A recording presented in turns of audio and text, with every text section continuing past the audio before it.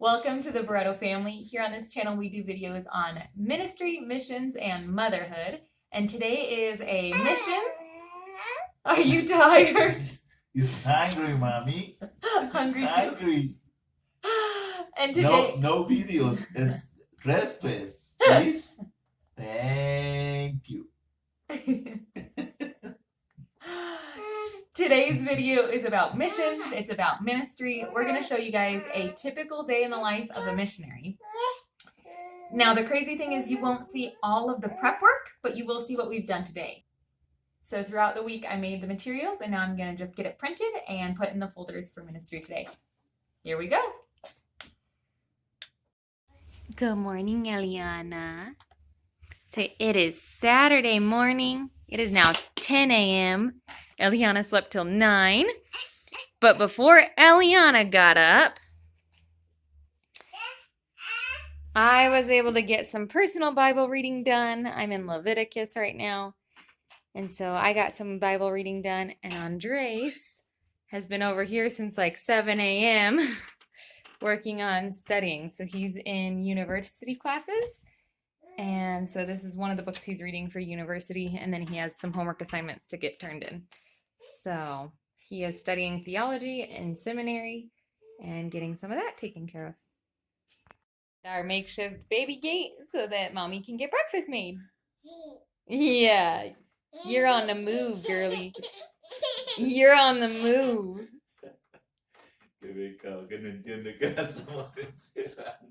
She thinks it's a game. She doesn't realize that we are currently corralling you, child. We love you. It is about 10:15 and we got breakfast served. We got baby bear, mama bear, and papa bear, is what my husband said. So Eliana gets rice and eggs. I've got eggs in a little burrito, and Andres has rice and eggs as well. And then we've also got pineapple and papaya. So we'll enjoy some fruit too. Are you eating your breakfast? Go ahead. Yeah, are you pointing to it like mommy and daddy do?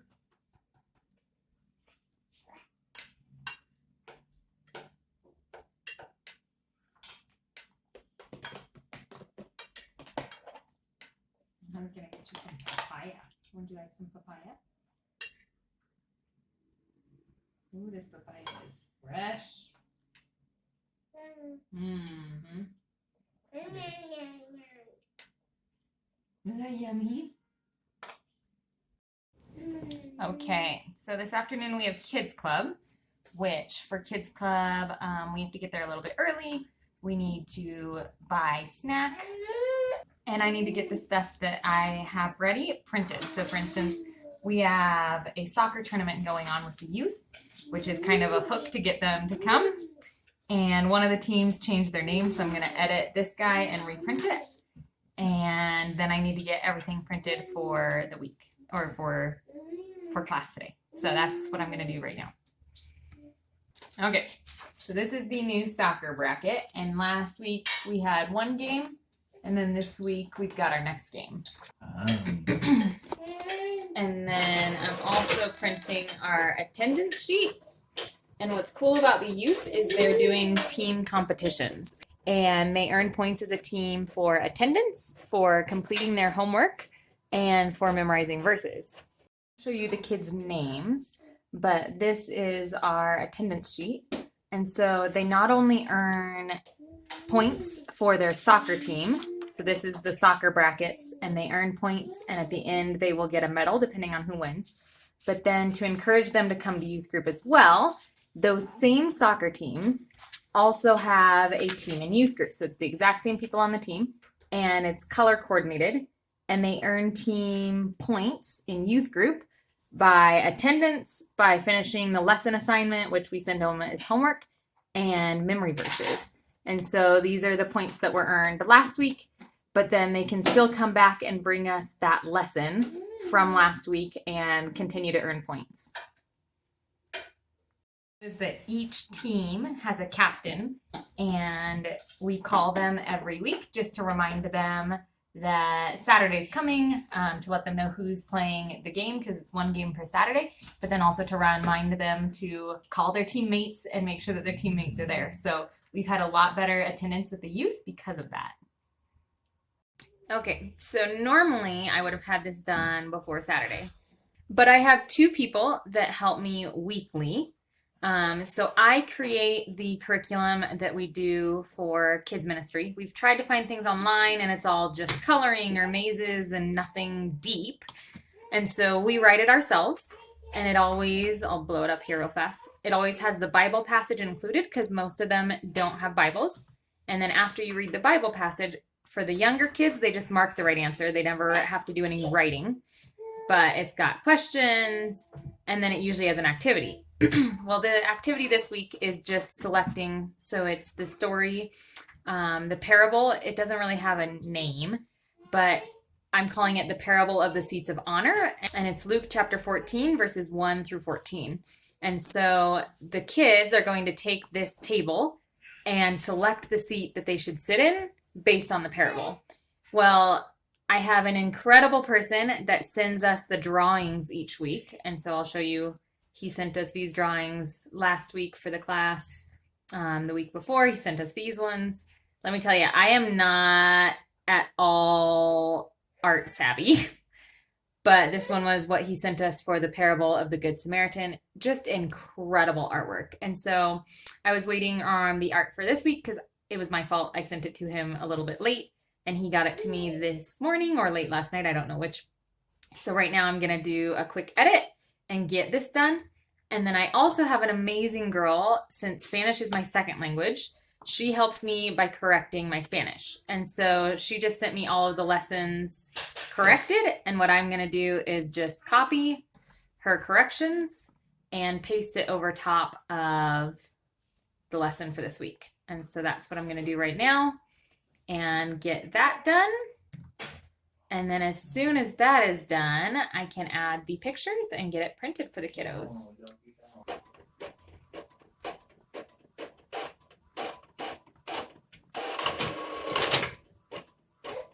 Okay, and once they've printed on one side, I just stick them in.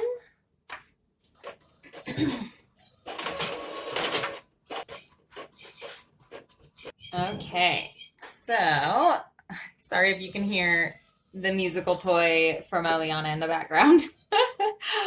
Andres is over there studying and playing with her at the same time. So I just got the youngest age group printed. So we have it color coded. Our youngest kids are 2 to 6 years old, and it's blue. And then our middle-aged kids, we have a tricky situation. So I can't really call it different age groups as much as different lesson groups, I guess is what I'm going to refer to it as. But our next lesson group is our red group. So I'm going to go ahead and print that one. And I'll show you guys in just a second.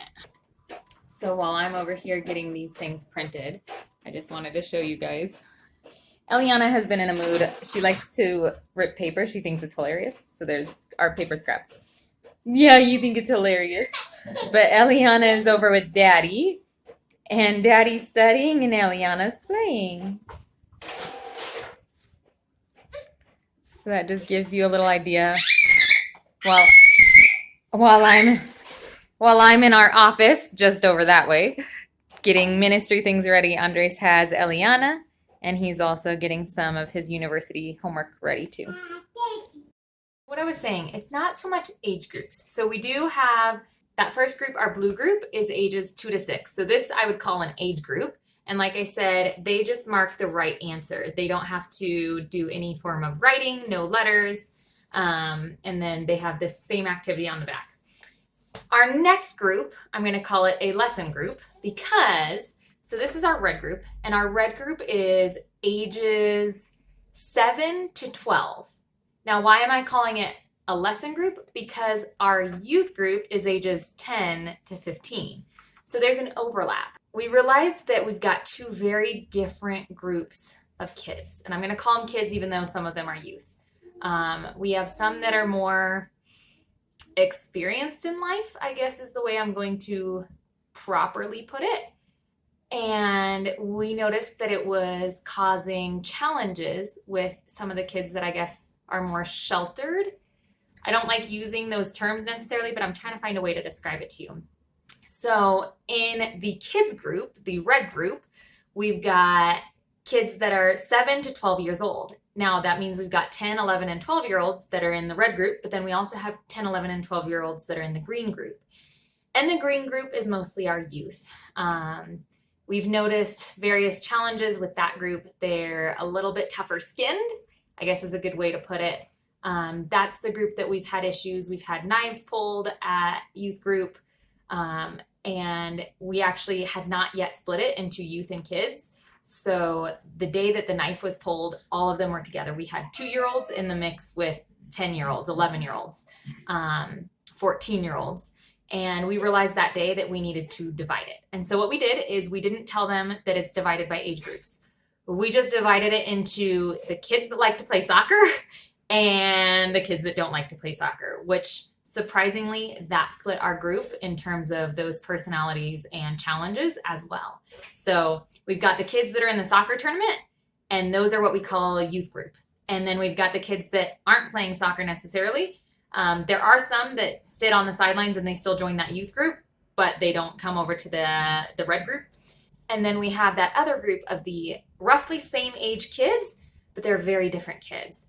And so they hang out with the red group. We've got red and blue that actually meet together, and we have 2 different teachers that do the small group activities. And then we have green group that meets after. So we tried to break it up. It's about an hour different. We have one from 2:30 to 3:30, and then one from 3:30 to 4:30. And so we've got kids club from 2:30 to 3:30 with the red and the blue group, and then we have green group from 3:30 to 4:30. Same lesson, same Bible story. But I will say the red homework is a little bit easier than the green homework. So we're challenging those 14 and 15-year-olds with more written, with more application than we are necessarily the red group. So hopefully that makes sense. If you have any questions about that division or what I'm talking about, put your questions down below if I didn't cover it well. I'm trying to give an explanation as I can. It is about noon. I've got Eliana getting some lunch. She's got chicken, and I'm cooking some veggies, and then I'm going to make some sandwiches for Andres and I, and we are going to hit the road in about half an hour. Well, Eliana was not super hungry, which doesn't surprise me because we had a late breakfast, but I've got chicken and veggies that I'll put in an insulated cooler to keep warm, papaya as a snack for her, and then I've got chicken sandwiches and a PB&J for me. So we've got lunch ready to go, and she will probably halfway through youth group, one of us will step aside and make sure that she gets her lunch. So let's go through everything that I printed today. Like I said, throughout the week, I had it all set and ready. So we have the youth group stuff. They're called Jóvenes in Spanish. I have their workbook. They take it home each week, and they fill it out, and they bring it back for points. I've got their memory verses. We have the record sheet for the soccer game today. I've got all of the bracket going on that we've got for points. These are their teams. And then we have the announcements written out so that we make sure we remind them of the 2 competitions, the soccer competition and then the points for youth group. So we've got all that printed and ready to go. Then I have the red group. So this is technically our green group. You can see it's green up top. I don't have a green folder. And then I've got our red group. That's our middle group, I'll call. We've got their lesson, and they do this in class with us. They use these little guys. We've had these since 2018. So this is part of the materials from Operation Christmas Child. But when our kids finished the books in 2018, the kids that didn't want to take them home left them. And so we stole the covers off of them to use for like a little clipboard almost that they put it on to write on. So we've got those. This just helps them so that they can write on it. I have their lessons and their memory verses. And then we have the same for the 3 to 6-year-olds. I have their lessons. They use these as well. And then I've got their memory verse. As a missionary, you reuse what you've got. You use whatever you have on hand. And so We have been reusing these since 2018. Crazy, crazy. And then I've got a teacher's guide. And this is my lesson for today. So I have it written out on the back because it helps me with my Spanish. I've got a little pre-activity that we're going to do with the kids before we jump into the lesson.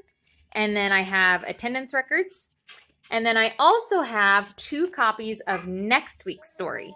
The reason for that is that I prep the lesson. I've got the main points, and then I give them their story guide, and that way they can practice it at home this week before they teach next week. So this week I'm the teacher, and then we've got 2 different volunteers that are going to teach next week, but I always give them the materials 1 week ahead of time. So this is everything that I got printed today. We are prepped and ready to go and getting ready to head out the door. Okay, it is about 1 o'clock and we are almost to the light where we pick up one of our volunteers. Depending on the week, sometimes we pick up a couple volunteers, but today we're picking up 1. Eliana is enjoying playing in her car seat. And we're in rain. Not sure how today's gonna go with the rain, but here we go. She just let us know that because of the rain, she didn't make it as far as she had hoped, so she didn't make it to the light, so we are headed to pick her up. And it is now raining harder. We might be doing indoor class in the apartment. First time we've had a rainy Saturday since having the apartment, huh? Yeah. Are you ready to see the kids? Yeah. Today has been a rainy day. So normally we would start and we would do 1 class early with the kiddos and then another class in the afternoon with the teens. But because it was rainy, I only had 1 kid. So we combined them today and had anyone that was there do the class. And now they are playing soccer. And so they are playing soccer. We have a tournament going 1 game per week. And they are playing soccer. And after the game, the kids that were not here earlier will do the lesson with the ones that arrived. It is 7:35. We just walked in the door. Still got our coats on and everything. Who's that? Is that Eliana? Yeah. Today was a little bit different. It went a little bit long. We actually ended up leaving ministry site at 5:45, which is later than normal. Normally we're out by 4:30. But because of the rain, what ended up happening is when we first got there at about 2:30, whoever was there, youth and kids, we brought them into the apartment and we did our first lesson. Normally we would do that with just the kids, but honestly, I only had 1 kid. And so we just said, anyone that's there, let's come in out of the rain because it was starting to rain. And so we came in and had a group of probably about 12. And so we did the first lesson with them, and then it kind of cleared up for a bit. And the girl that came from my kids group went home. We did the soccer tournament game. And then after the game, we said anyone that was not in the first lesson, are you playing? Anyone that was not there for the first lesson, stick around and come to the apartment and we'll do the lesson and snack. And so the first group had already had snack with their lesson, and then we brought the ones that had come afterwards. And I think we had probably about 15 in the second group and did the Bible story again. It was fun and exciting. First time being indoors in the apartment, and it was mostly because of rain, but first time being indoors with the kids, and it was fantastic to have a place to go. So we really enjoyed that. But I think we're gonna wrap up the vlog now. We've got a family call, my family, every Saturday night. We do Zoom calls, and so we've got a family call with them tonight, and we're gonna eat some dinner and then probably head off to bed so that we can be up and ready for church tomorrow early morning.